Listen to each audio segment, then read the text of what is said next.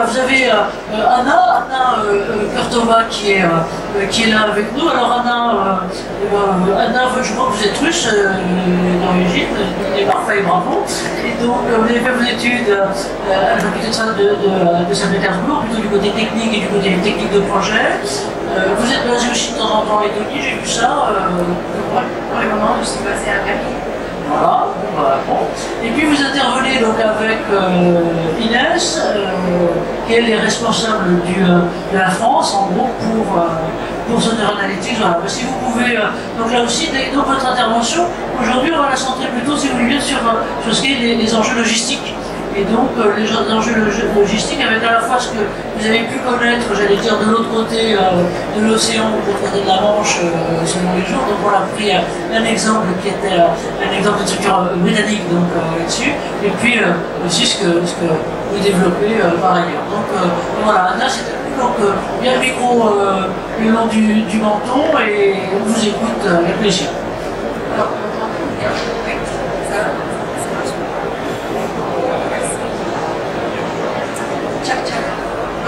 il faut que ce soit sur le papier, parler quand même assez fort, hein, mais il faut que le ton soit là. Okay. Alors, je voudrais démarrer avec mon petit intro. Alors, Sonar Analytics, c'est une compagnie un peu multinationale, mais ne sont pas trop grandes, mais ils sont présentes aux États-Unis, en Australie, en Allemagne, en Estonie. Et nous avons démarré en France en 2021. Alors, pour le moment, dans le domaine logistique, nous avons la plupart des clients de notre clientèle et ce que nous faisons avec eux, nous introduisons des petits capteurs comme ça qu'on peut poser au niveau du cou, sur le dos ou sur l'épaule en utilisant des brassards pulsants.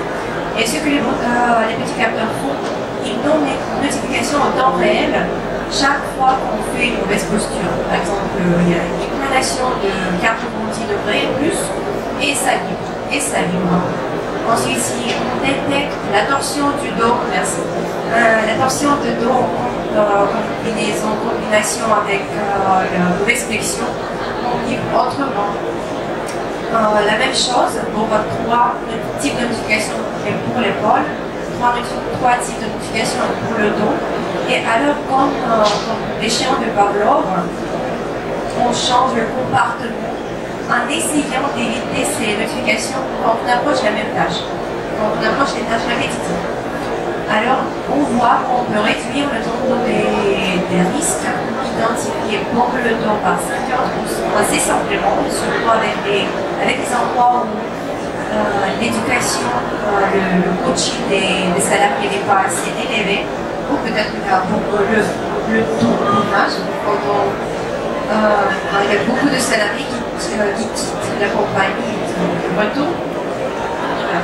Merci. Ton honneur. Et ensuite, pour l'épaule, ça peut être même 80% de réduction des risques qui peuvent éventuellement lier au DMS. D'accord, on l'a bien compris, mais si je peux mettre maintenant ce qui est bien, c'est côté du client. Encore une fois, côté du client et côté des entreprises et des structures logistiques qui ont fait appel à vous. Donc voilà, il y en a plusieurs. On l'a choisi, donc on en discutait ensemble pour cette structure britannique par exemple qui s'appelle Wincanton et qui mise effectivement sur l'intelligence artificielle pour la sécurité. Je dirais, comment ça s'est passé et quels ont été, comment ont-ils fait appel à vous et qu'est-ce que vous allez apporter justement pour ça? Bien sûr. Dans le domaine logistique, on peut appliquer la solution différemment. Alors, pour des cantons, ils ont sélectionné les chauffeurs et les travailleurs de l'entrepôt pour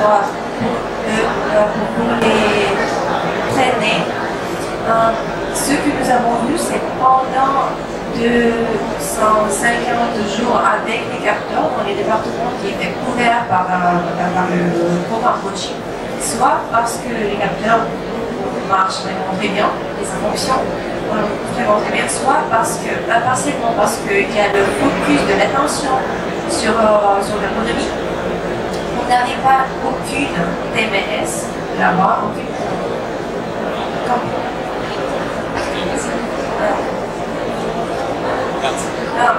vente, merci, sur l'ergonomie. En comparaison L'année précédente, c'était 8 TMS. Alors, la réduction de 100%, c'est assez incroyable, je dirais, surtout avec les entrées complètes. Alors, pour eux, ce sont surtout les collaborateurs qui travaillent pour beaucoup de temps dans les entrepôts pour 10 ans, 20 ans. Alors, quand on les approche, on essaie de les traîner. D'habitude, qu'est-ce que tu me dis? Je travaille dans l'entrepôt pour 20 ans, je connais très bien qu'est-ce qui se passe. Alors, en ce cas, quand on veut marquer les mouvements qui sont vraiment à risque, tout d'abord, c'est le surpris, parce que les gens comprennent que c'est quelque chose éventuellement lié au DMS, peut-être qu'ils auront mal au dos, qu'ils sont liés.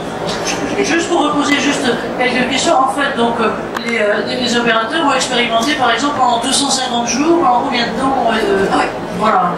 Oui, là qu'on revient, tu es un petit peu au global. Donc là par exemple c'est un test qui a été fait sur quel type de profil d'opérateurs, des chauffeurs, des caristes Picking and packing. Hein? Picking.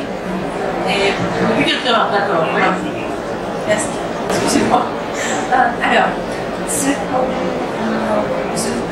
en ce qui concerne la duration du programme, normalement, on fait 10 jours de picking qui résulte en 50%, 50-80% de réduction de nombre de risques. C'est le minimum. Et en plus, dans les entrepôts différents, aux États-Unis par exemple, à Amazon et à Coca-Cola, dans leurs entrepôts, nous travaillons avec 20 jours de programme, alors c'est un mois.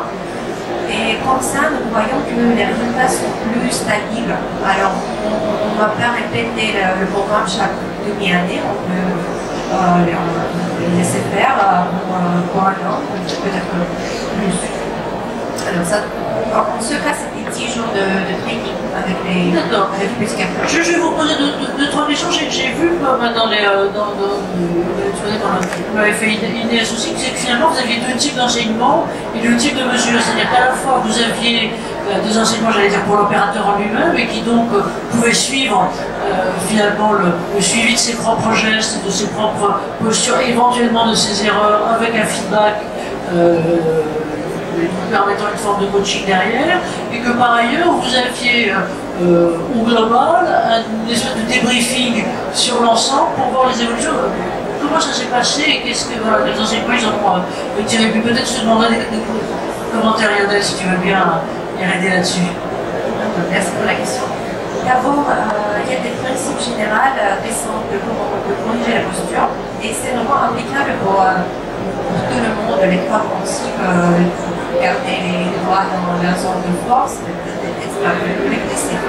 Alors, si on parle des collaborateurs, ça suffit de leur communiquer les types de notifications qu'ils doivent éviter et de communiquer comment fixer la posture.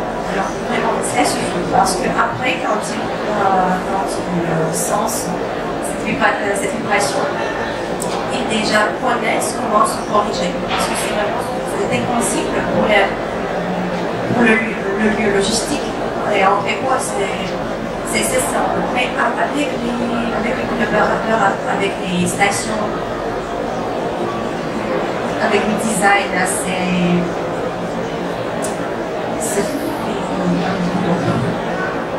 Donc ça c'était 8 cantons.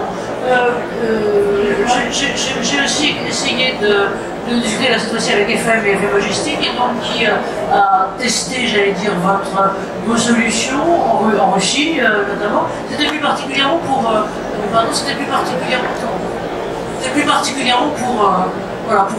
quel type d'implémentation.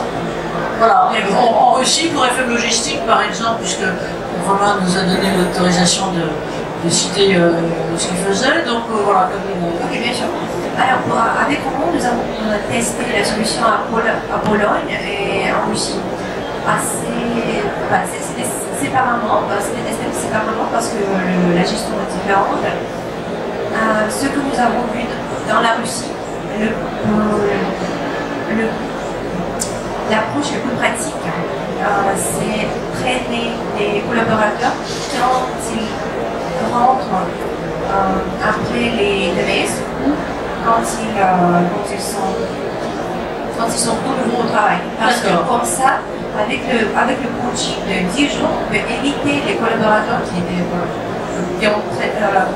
sont pendant longtemps sur le travail. Alors corriger la posture qui était déjà là pour 10 ans, c'est beaucoup plus difficile que corriger quelqu'un qui est long terme. Bien sûr.